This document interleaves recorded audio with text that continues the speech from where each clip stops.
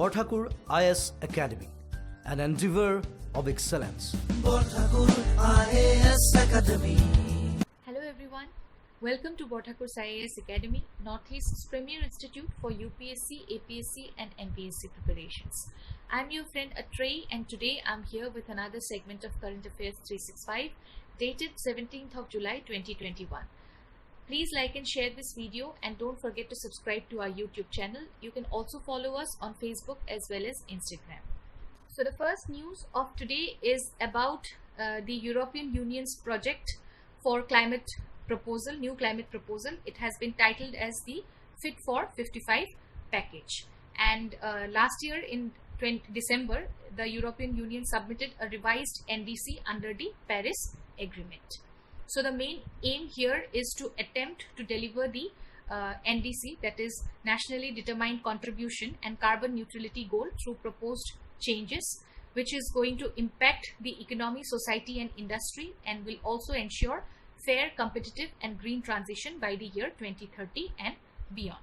This package also claims to achieve a balance between the regulatory policies and all the market-based carbon pricing in order to avoid the pitfalls. Here, the major proposals of this package includes increase the binding target of renewable sources in the European Union's energy mix to 40% and to improve the energy efficiency by 36% by the year 2030. It has also, pointed that European Union countries must cut down the vehicular carbon emissions to 55% by 2030 and to 100% by the year 2035. It means that there will be a total phase out of the petrol and diesel vehicles by the year 2035. This will include some provisions that will benefit the auto industry. Public funds will be used to help build up charging stations at every 60 kilometers on the major highways, and this move will encourage sales of the electric cars. This package is also going to help finance a network of hydrogen fueling stations. Then there is this emissions trading system which will be created for building and road transport. It will be separate from the European Union's current emission trading system to become they are expected to become operational by the year 2026. ETS are market-based instruments that will create incentives in order to reduce emissions where these are most cost effective. This package will also help the low-income citizens and small businesses to adjust to this new emissions trading system by creation of a social climate fund, which will take various forms ranging from funding for renovation of buildings and access to lower carbon transport to direct income support. Then among the other market-based mechanisms, European Union is also proposing a carbon border adjustment mechanism, which is going to put a price on the imports from places that have carbon incentive production processes.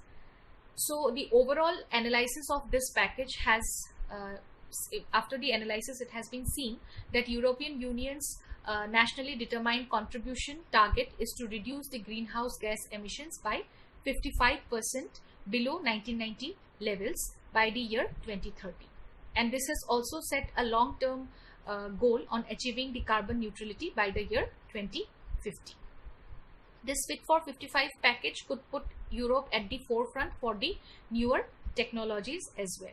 But this transition is going to be quite painful for some consumers and companies because it will be raising the cost of a wide variety of goods and services. So companies that make products which are destined for, obsolescence, like some parts of internal combustion engines, etc., they must adapt to, or they must go out of this business. This proposal, it could reshape polluting industries like the steel making, which directly employs more than 330,000 people in the European Union countries. So the public, they are going to face some disturbances in the initial years, but overall impact on climate is going to be quite positive after full implementation of this package. The principle of climate justice, it should be the guiding force here over the entire project, okay? And the Fit for 55, it pushes the European Union's decarbonization into higher gear. It will be making the visible entry of climate policy into daily life of all the citizens and companies, and also will start to impact global trade partners. So they must ensure that transition is socially fair, both domestically as well as internationally. Secondly, we will talk about the B3 initiative, that is Build Back Better World initiative by the group of 7 G7 countries. This initiative was proposed at the 47th G7 summit in order to counter China's Belt and Road initiative. So Group of 7 is an intergovernmental organization which was formed in the year 1975. I have repeated this particular information many times while we discussed any news related to G7. Okay, and this bloc, it meets annually to discuss issues of common interest like international security, energy policy, global economic governance, etc. G7 countries along with India are a part of the G20 bloc, and G7 does not have any formal constitution or a fixed headquarters.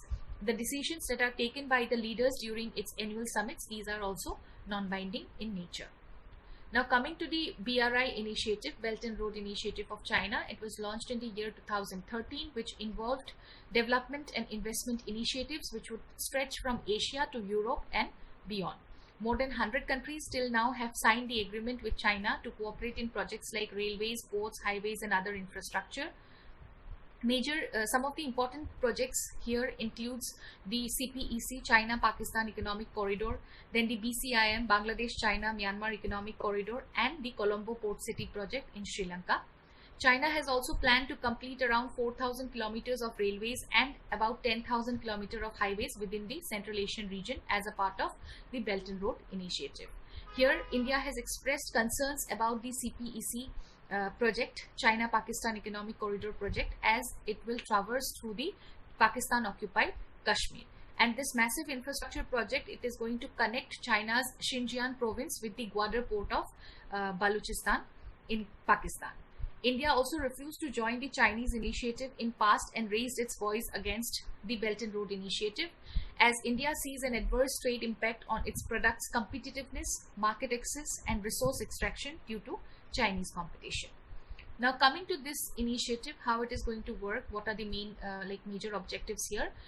So the B3W initiative, it has the main aim to address the infrastructure investment deficit in all the developing countries and lower income countries, which has been increasingly captured by China through its Belt and Road Initiative project. And all the BRI projects, these are mainly perceived as some corrosive tactics which has been laid down by China for its strategic dominance in trade, foreign policy and geopolitics in the entire world.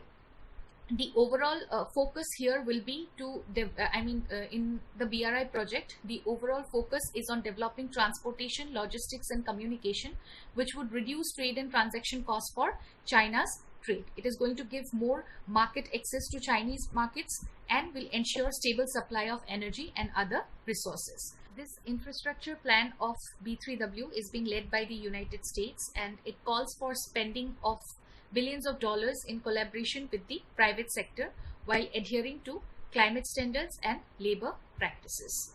However, the announcement is yet to be made about how exactly this plan will work out or how much capital it would ultimately allocate. So, the counter proposal of the B3W initiative is certainly a welcoming step in order to contain the adverse implications of a Chinese mega plan. The B3W right now, it lacks coherent thoughts and proper planning at this stage, but it can still be worked out. Moreover, it remains to be seen what role India will play in this initiative, since it has always been a strong opponent of the China's Belt and Road Initiative. Next, we have the School Innovation Ambassador Training Program. Recently, the Union Minister, Education Minister and the Union Tribal Affairs Minister, they have jointly launched the School Innovation Ambassador Training Program. Along with that, the Ministry of Tribal Affairs has also launched an Adi Prashikshan portal, which is a repository of training inputs. This program is innovative and one of its kind training program that aims at training around 50,000 school teachers in innovation, entrepreneurship and intellectual property rights. This program has been designed by the Innovation Cell of Ministry of Education and the All India Council for Technical Education. This is mainly focused for the school teachers based on its Innovation Ambassador Training Program for the higher educational institutions faculty members. And the training will be delivered only in online mode. This program will mainly benefit a large number of schools for tribal children across the country by giving wings to the creativity of the children, and it will also nurture lakhs of students with innovation capabilities and will develop a culture of innovation which will lay the foundation of a new and vibrant India. Some other important related initiatives are new National Education Policy of 2020. Then we have this app of Nishtha, National Initiative for School Heads and Teachers Holistic Advancement. Then Diksha and Samagra Siksha. Diksha stands for Digital Infrastructure for Knowledge Sharing. The next news is regarding Kisan Sarathi platform, which was launched on the occasion of 93rd Foundation Day of the ICAR, Indian Council of Agriculture Research. ICAR is an autonomous organization under the Department of Agricultural Research and Education. It was established in July 1929 and is headquartered at New Delhi. ICAR is the apex body for coordinating, guiding and managing research and education in the field of agriculture. Now coming to Kisan Sarathi platform, it was jointly launched by the Union Minister for Agriculture and Farmers Welfare and the Union Minister of Electronics and Information Technology.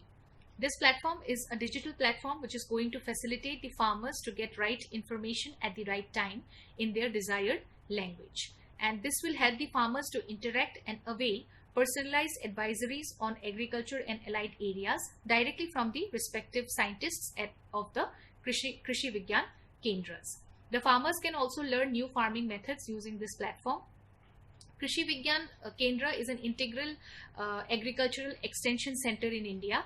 It is usually associated with a local agricultural university, and these centers, they serve as the ultimate link between the ICAR and the farmers. The main aim of Krishi Vigyan Kendra is to apply agricultural research in a practical and localized setting. It is also an integral part of the National Agricultural Research System.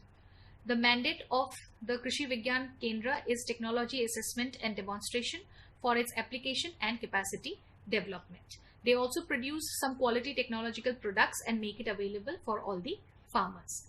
And the Krishi Vigyan Kendra scheme is 100% financed by the Government of India. They act as a bridge between the laboratories and farmland, and as per the government, they play a very crucial role to fulfilling the target of doubling farmers' income by the year 2022. And this was all for today. Thank you so much for watching this video. I hope it will be useful. Don't forget to like and share and subscribe to our YouTube channel. I'll see you all again tomorrow with another segment of Current Affairs 365, only on Borthakur's IAS Academy, Northeast's premier institute for UPSC, APSC and NPSC preparations. Till then, take care, keep learning. Borthakur IAS Academy. প্রস্তুতি আৰু অধ্যয়নৰ নিৰ্ভৰযোগ্য ঠিকনা। Borthakur IAS Academy.